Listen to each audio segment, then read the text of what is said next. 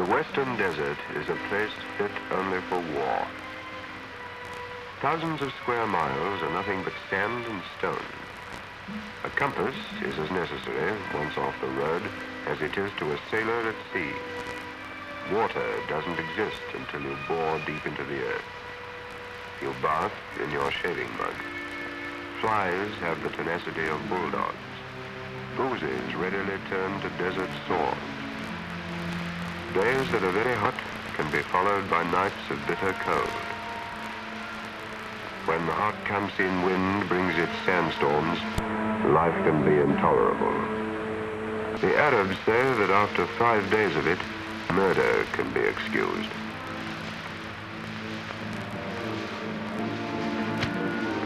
The tide of this war in the desert has ebbed and flowed. But as Rommel advanced after we lost Tobruk, never had our backs been so close to the Suez Wall. We had lost 80,000 men and much booty.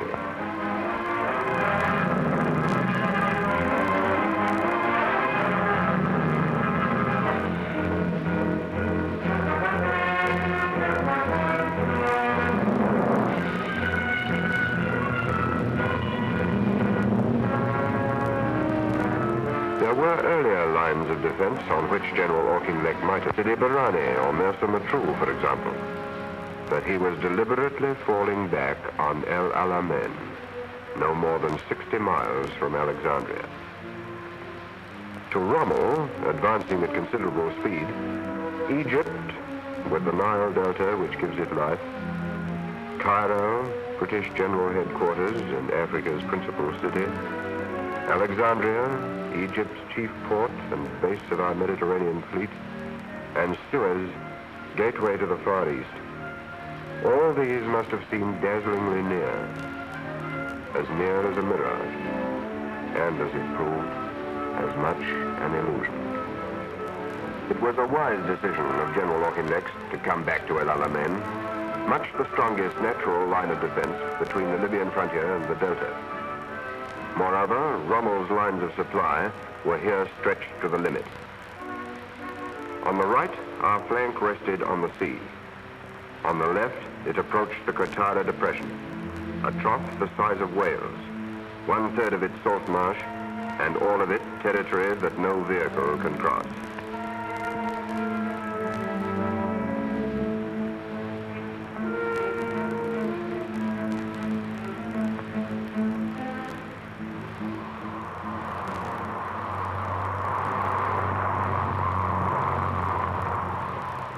On this 40 miles front, General Auchinleck took personal command. His the total responsibility. Not another yard back were we going. His much depleted army dug, blasted, and wired itself in, and laid protective mines. Our front was one of discontinuous belts of minefields with strong points, and machine gun and anti-tank gun emplacements. But it was as yet extremely slender.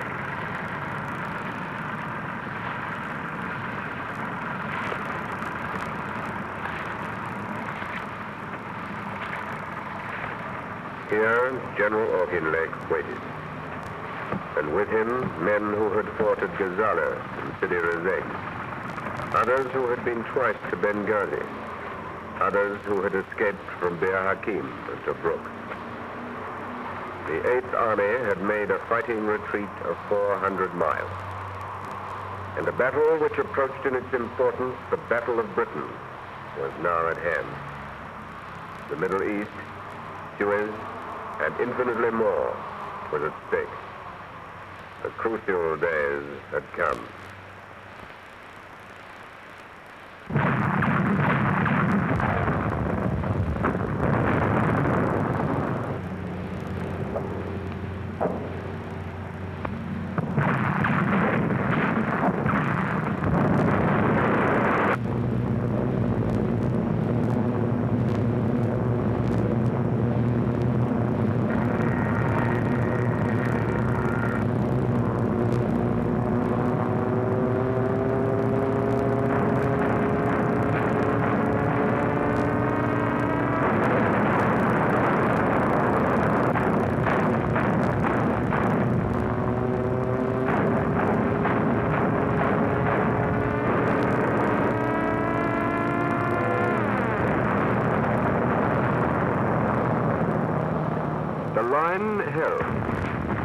After several days of attack and counterattack, the British, Australians, Indians, and South Africans were still there, fighting as dogged as our infantry at Waterloo.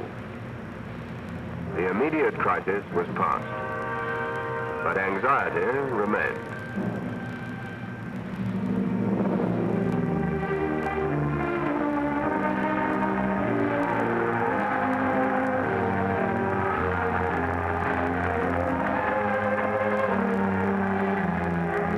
Into this situation stepped Mr. Churchill, bringing his own inspiration and vigor.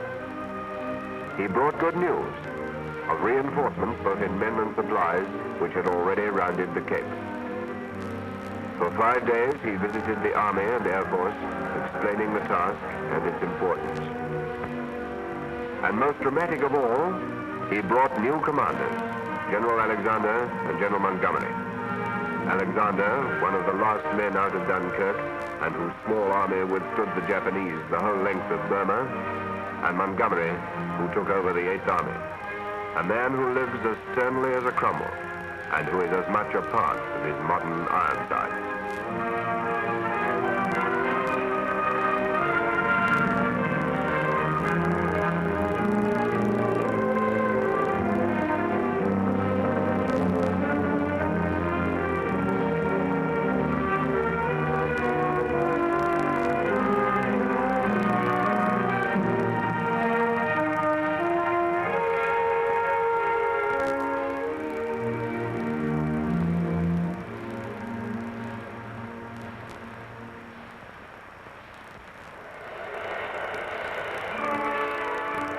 Battles swallow up weapons faster than you can build them. At home in Britain, the machinery of war poured from the factories.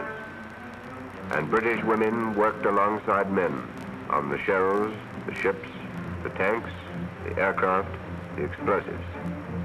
In no country are women so thoroughly organized for war.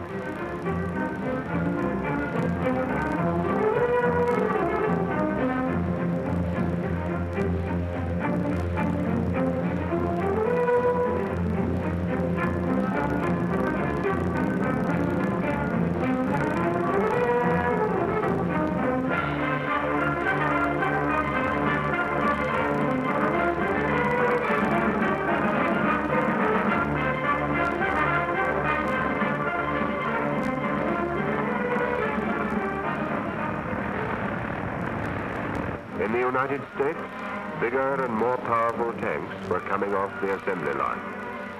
The Shermans, for instance, with their 75mm guns and all-round Traverse, going to Egypt for the first time.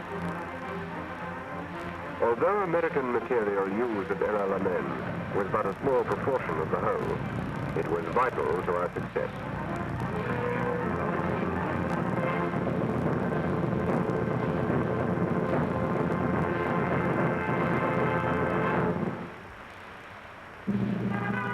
The 8th Army had the longest lines of supplies that the history of war has ever known. There are two main routes to the Middle East from Britain and America. The first, by sea round the Cape, 12,000 miles menaced by U-boats, which nothing but the resolution of our merchant seamen and the Navy's guard over them has kept open. And the second, by air across the middle of Africa, over the Niger, and then north along the Nile Valley.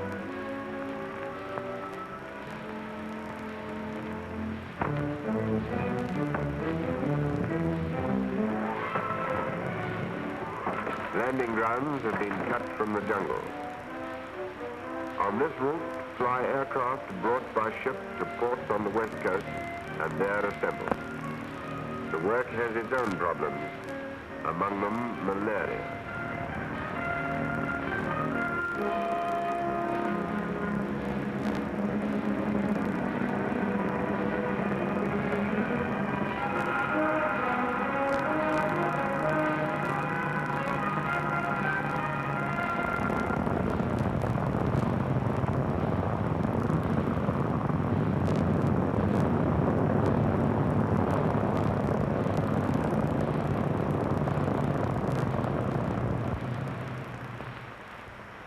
Behind the line, great reinforcement. In the line, Rommel had come for us again. It was 2 months later. He told his troops that on this day they were going to Cairo. But 5 days afterwards, he withdrew. He left nearly 300 tanks behind to prove his generalship.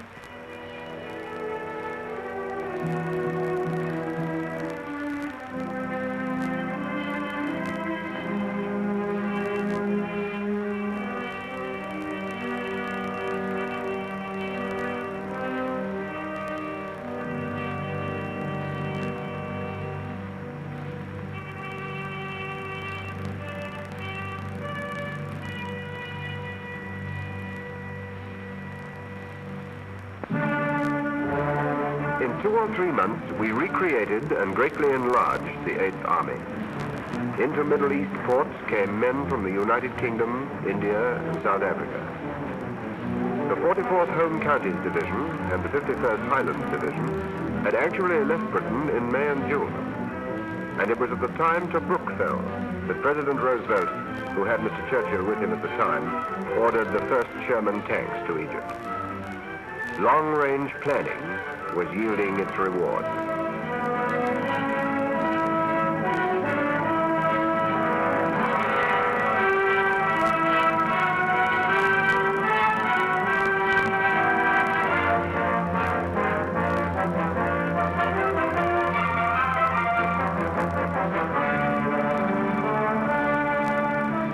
The Air Force kept guard.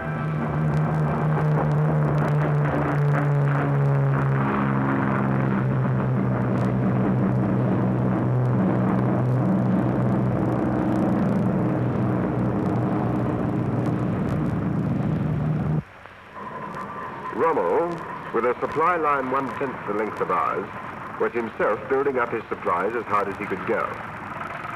But for a considerable proportion of them, there was no future. Our united air forces saw to that.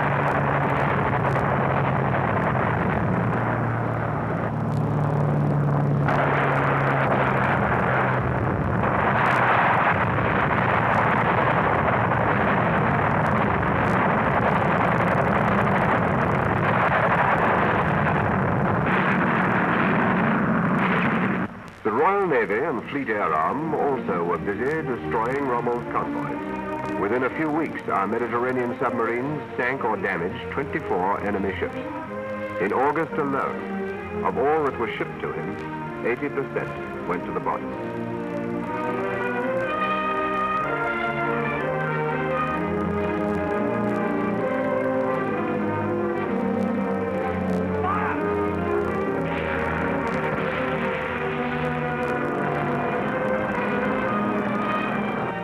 Meanwhile, the 8th Army trained to the last ounce. The physical fitness and hardness of an army is one of the biggest battle-winning factors in war. When two first-class fighters meet, he who sticks it longest wins in the end. This has been proved time and time again and applies to all ranks, from general officers to private soldiers. And this includes all branches of the army, whatever their job and wherever they be. Fighting fit and fit to fight.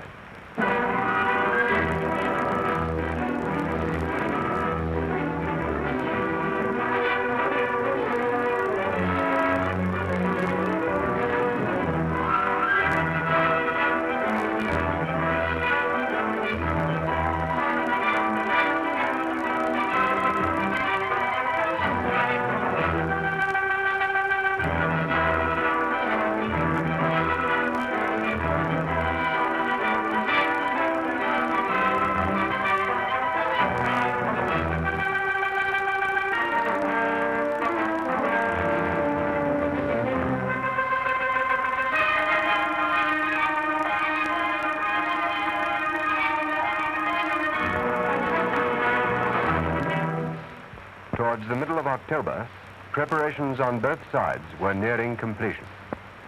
In the north, Rommel's forces stretched from the coast to a point 10 miles inland. Here were the bulk of his German infantry, comprising the 90th Light and the 164th Divisions, together with the Italian Trieste Division. In the south, holding a front of 14 miles, were 3 Italian divisions. These were strengthened by the rest of his German infantry. The center was left deliberately weak, held by a single Italian division, the Bologna, holding a front of 16 miles. Behind the infantry in the north were 2 armored divisions, 1 German and 1 Italian, and similarly in the south. The British line began in the north with the 9th Australians, and below them the 1st South Africans. The 51st Highland Division, who had St. Valery to avenge, and the 4th Indian Division, veterans of Abyssinia and the Western Desert, held the center. In the south were the 50th Division from the Tees and Tyne, with the fighting French of Bir Hakeim and contingents of Greeks. The tactical reserve was found by the 44th Division from counties close to London. Our armored divisions were 3, all United Kingdom men. Some veterans of a score of desert battles, others new to the work. 1 division, the famous 7th, held the extreme south. The other 2 were in close support in the north, with the 2nd New Zealand Infantry Division alongside.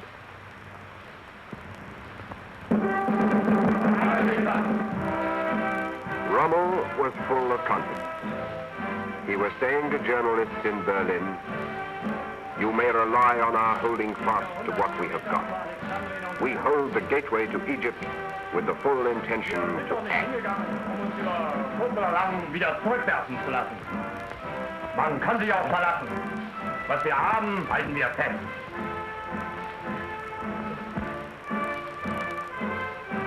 Hitler was experiencing one of his historic intuitions.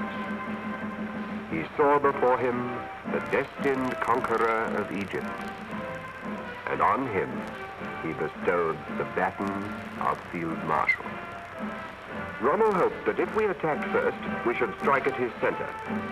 That hope we deliberately encouraged by the disposition of our forces. Having allowed our armor to break through, he saw himself destroying it by attacks from both flanks. That done, his own offensive would be launched.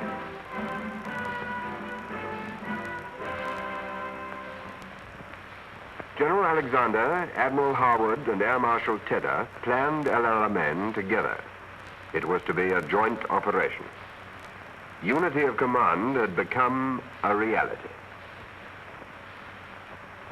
In the desert itself, General Montgomery and Air Vice Marshal Cunningham lived cheek by jowl.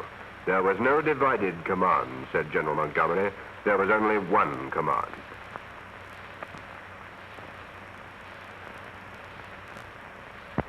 General Montgomery, realizing that a citizen army fights best when it knows exactly what's going on and what it is going to do, saw to it that the plan of battle was known to everybody, from general to private soldier.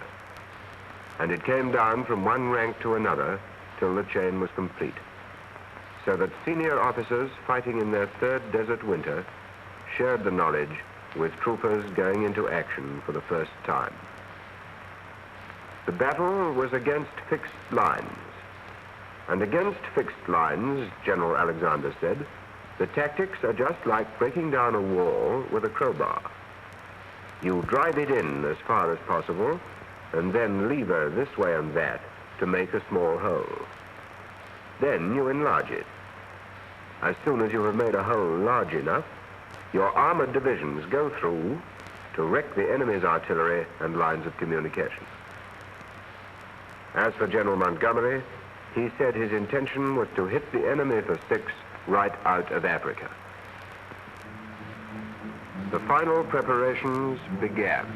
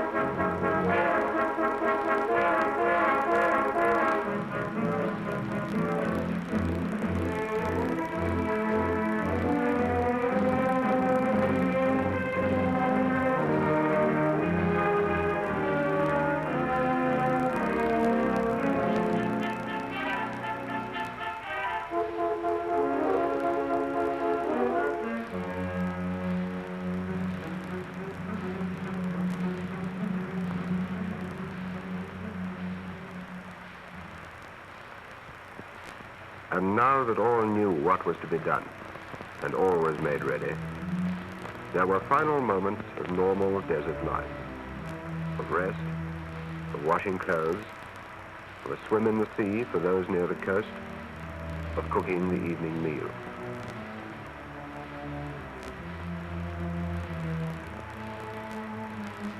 The coming of dawn over the Mediterranean, the sunset with a touch of green in the horizon, the mirage turning sand into water and sprinkling that water with the sails of small ships. Many a soldier saw these things, perhaps for the first time, and he wrote his letters home and smoked and talked things over, or lay silent as he listened to the pipes playing Highland Laddie.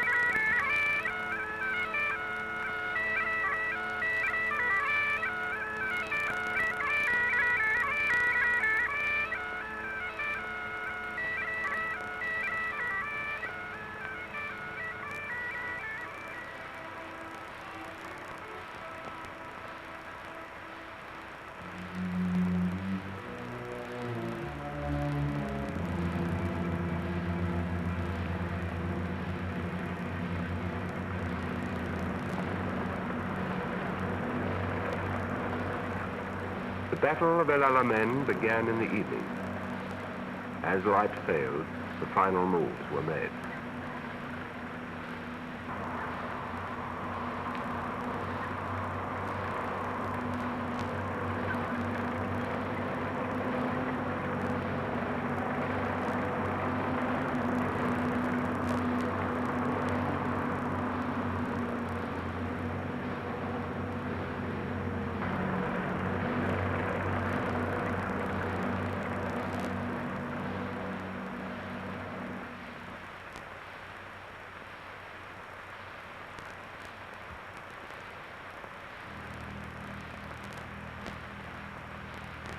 The Eighth Army watched Rommel's lines, lying in moonlight and shadow.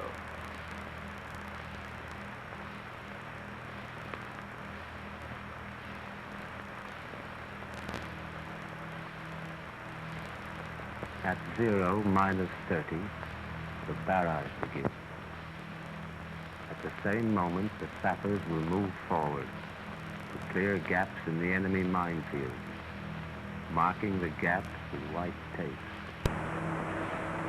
After 30 minutes, the barrage will lift from the first objective and creep forward. At 0 hour, 10 o'clock, the infantry will advance.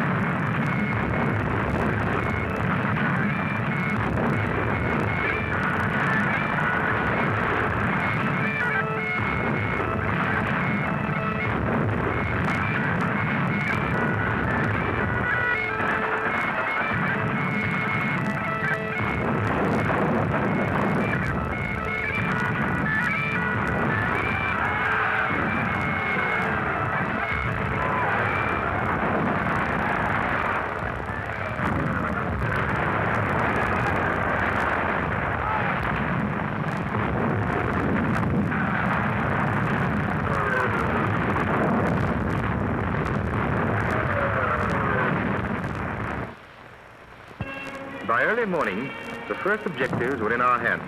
The barrage had done its work. The guns had been heard in Alexandria, 60 miles away. The enemy had been taken partly by surprise. Our infantry was in their pajamas. But elsewhere, fighting was severe. There was a good deal of bayonet work.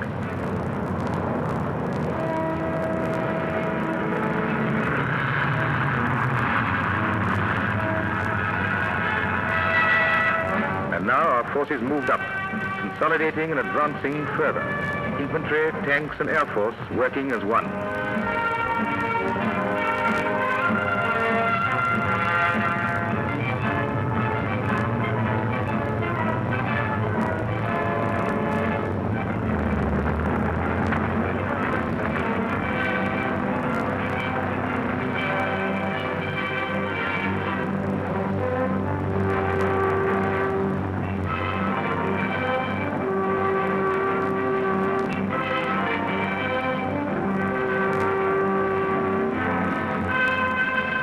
After a hard day's fighting, the 8th Army had made a salient in the north 6 miles wide and to a depth 4 miles beyond the first enemy minefields.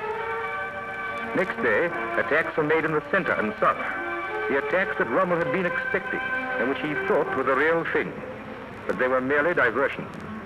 In fact, our main attack was to be in the north. The 8th Army's crowbar had been driven in and was being levered this way and that.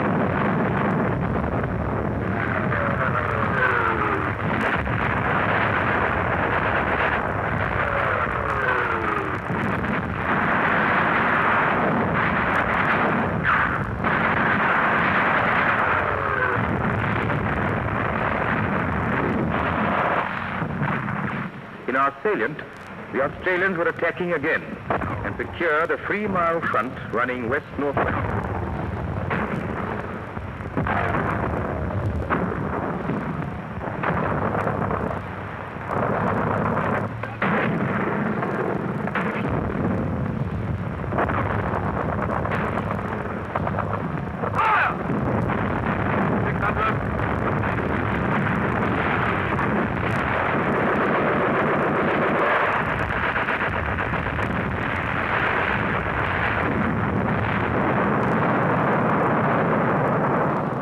Rommel counterattacked repeatedly during these days, both on the ground and in the air.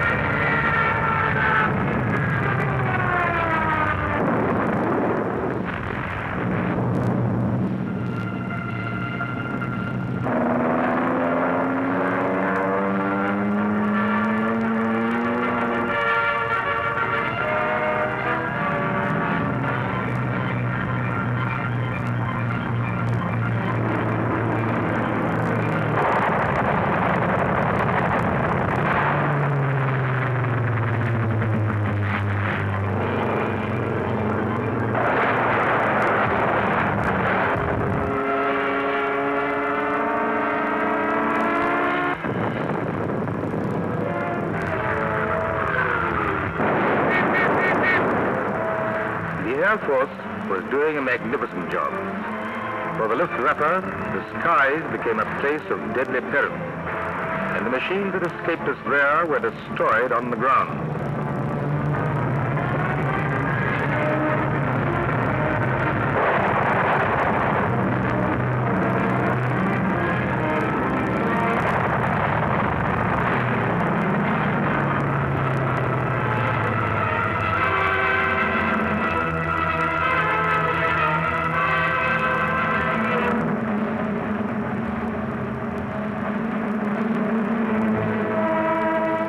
On the 4th day of the battle, Kidney Ridge was assaulted by troops of the 7th Armored Division, riflemen, light tanks, and armored cars.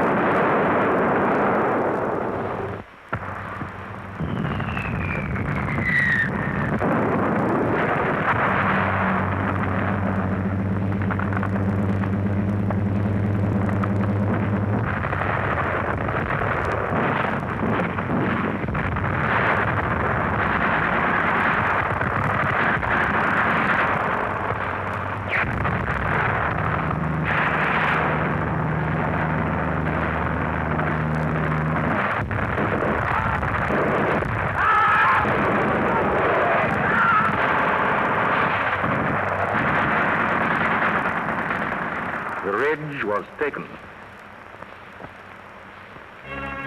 In the meantime, the Australians, backed by British tanks, were exploiting their former northward thrust and driving a wedge still further into the German forces near the sea.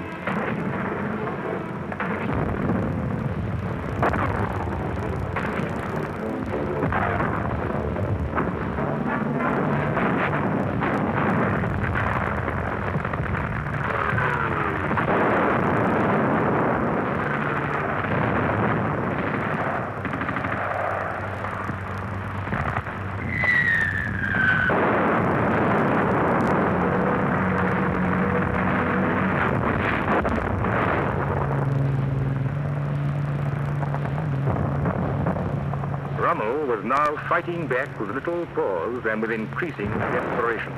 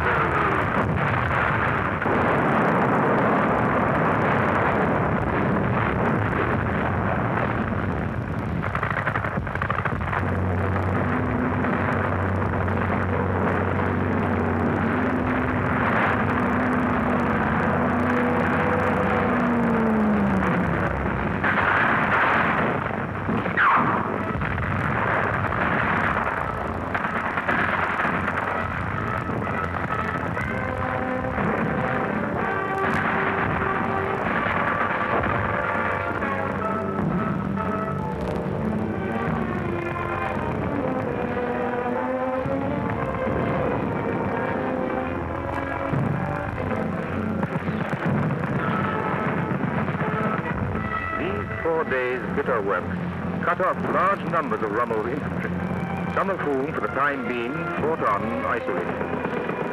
Casualties suffered were heavy on both sides, but large groups of prisoners were in our hands.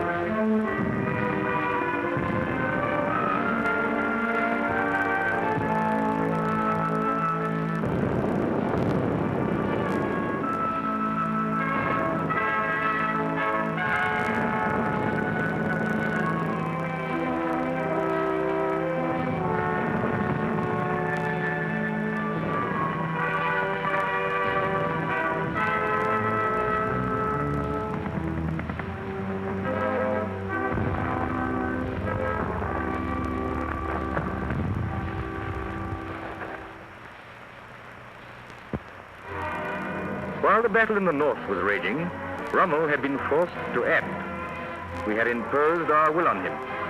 He moved 2 panzer divisions, the 21st and Ariete, from the south to just below our salient.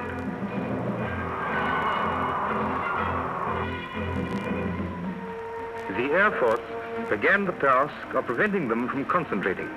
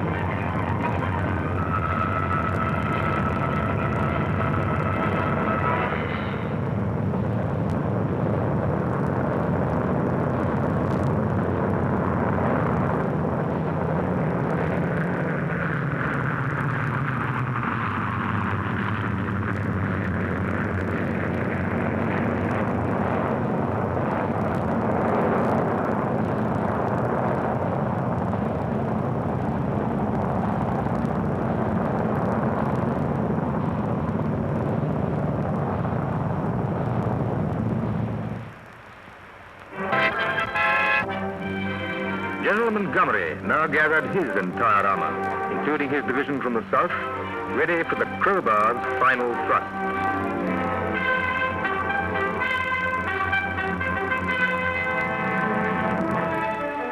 The first phase was finished. On November the 1st, the 9th day of battle, the 8th Army advanced on its entire front of 40 miles. But the blow we meant to be mortal was struck at the head of the bulge.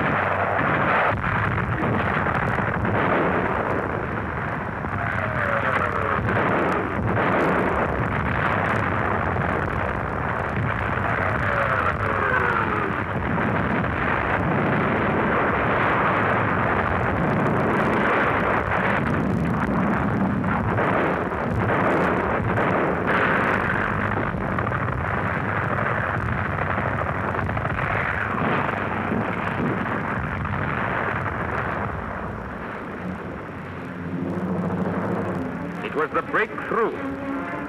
Within 2 hours, our light tanks were 40 miles behind Rommel's lines, destroying his transport. The result was consternation and chaos.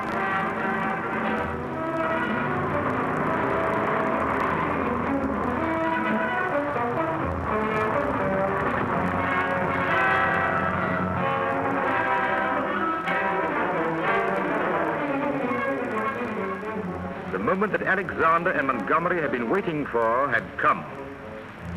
The entire weight of their armor was in readiness, and like a fleet of ironclads, it sailed through the gap. Its purpose was simple: to destroy Rommel's armor.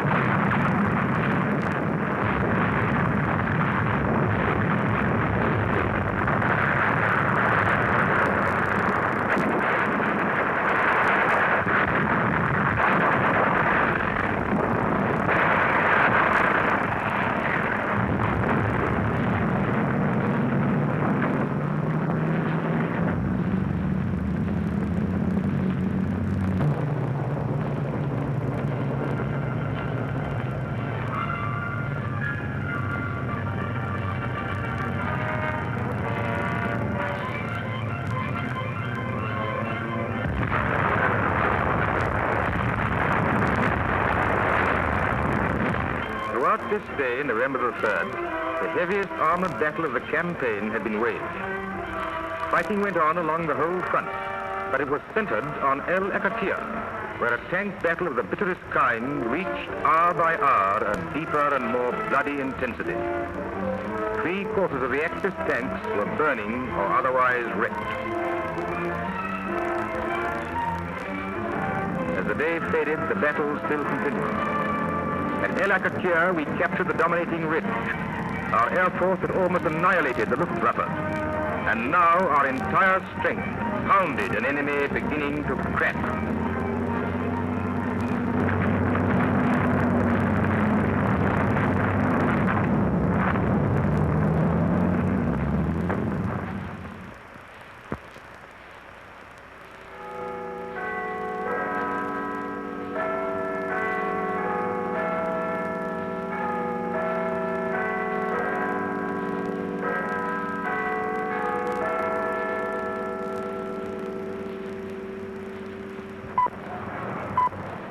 This is the BBC Home and Forces program. This is Bruce Belfridge. Here's some excellent news which has come during the past hour in the form of a communique from GHQ Cairo. It says, the Axis forces in the Western Desert, after 12 days and nights of ceaseless attacks by our land and air forces, are now in full retreat. That'll show 'em. Plenty more where that came from.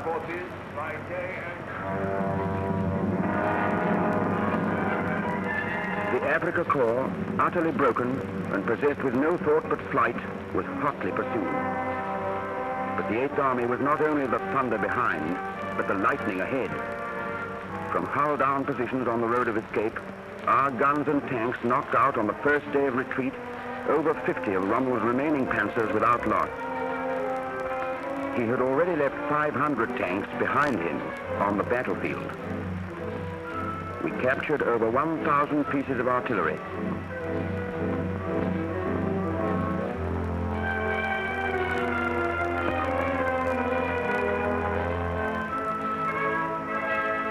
Up to 1,000 aircraft, from troop carriers to fighters, were wreckage on the ground.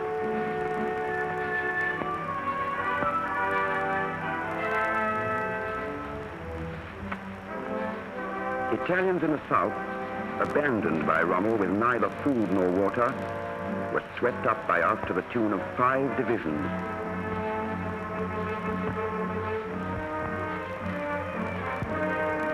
In the north, we took thousands of Germans. Among them were von Thoma, commander of the Africa Corps, Burckhardt, leader of the German parachutists, and 8 Italian generals. We buried 20,000 enemy dead, but in rendering our own dead the same final duty, great care had to be used. For the Germans, on several occasions, had attached booby traps to our men's bodies.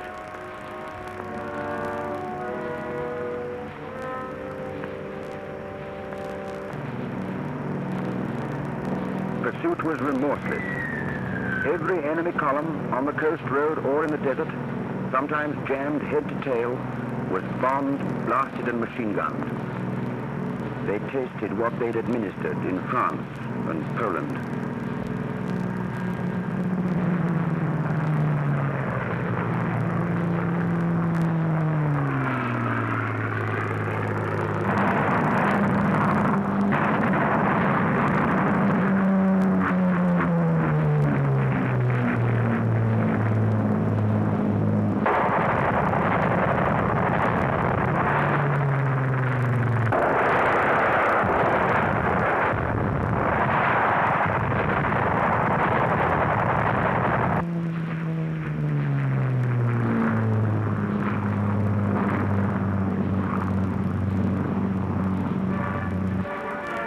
Armored forces on the ground had crushed Rommel's flimsy rearguard and were sweeping on.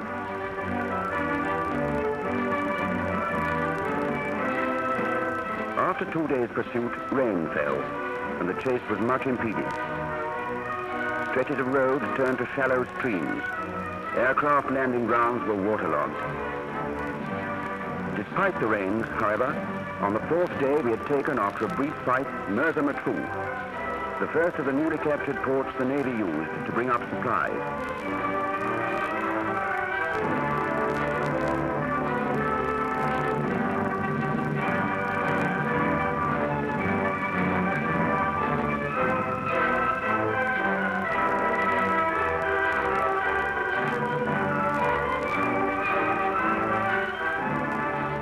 The first heavily mined roads were encountered at Hellfire Pass, where the twisting road rises 700 feet. From then onwards to Benghazi, 450 miles further west, every path had been blown by the enemy, and every mile of road had to be examined and cleared of mines and obstructions. The engineers worked night and day. To Salum, the Navy brought 1.5 million gallons of water and other vital supplies.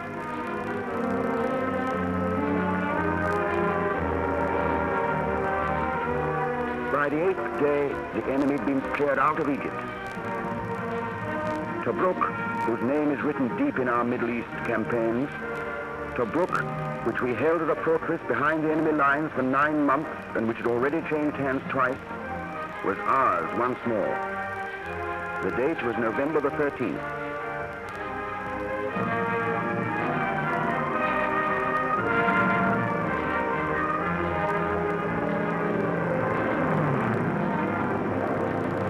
In Cyrene, the Eighth Army passed from desert to a green countryside, which its Italian colonists had abandoned, and it was no more than a week between our taking Tobruk and entering Benghazi. At Benghazi we paused to replenish our supplies. The harbor, bombed by us for over 2 years, so regularly that the pilots called it doing the mail run, was now littered with sunken ships. Cranes, installations, and most of the quays were demolished. Yet the Navy and engineers worked to such good purpose that before long our ships were unloading. By sea and land, we were soon bringing up 3 million gallons of petrol a week and 8,000 tons of ammunition.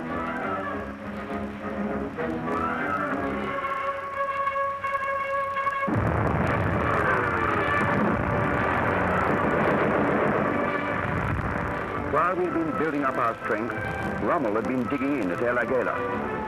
But after remaining 3 weeks preparing to fight, he changed his mind and withdrew as soon as he felt the full weight of our attack.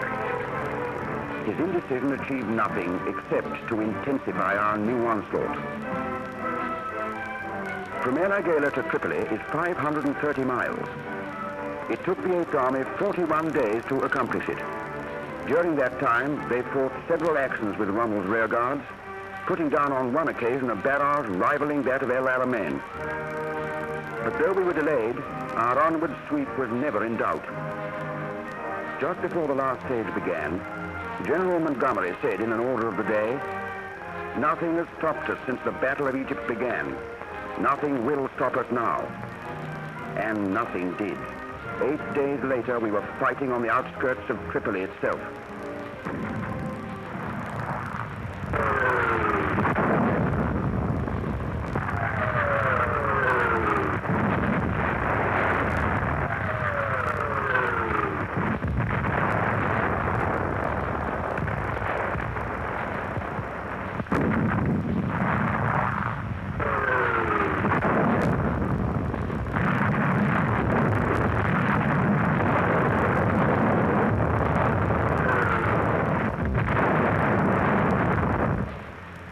The surrender of Tripoli by the governor of Libya and the mayor of the city extinguished the Italian overseas empire.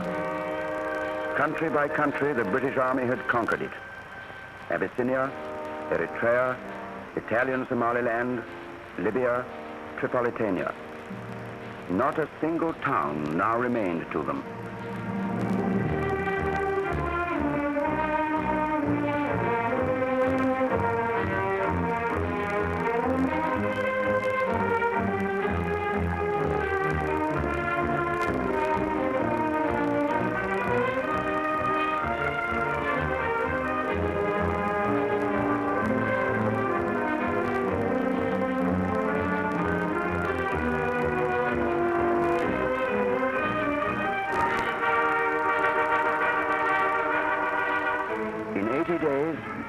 Army had advanced close on 1,400 miles, a feat unparalleled in military history. Throughout the battle and advance, for every casualty suffered, it had inflicted 5 on the enemy. In the words of Mr. Churchill, "You have altered the face of the war in the most remarkable way." What this must have meant in care and organization of the whole movement and maneuvers, what it must have meant in the endurance, tireless endurance, and self-denial of the troops, and in the fearless leadership in action, can only be appreciated by those who are actually on the spot. But I must tell you that your fame, the fame of the Desert Army, has spread throughout the world.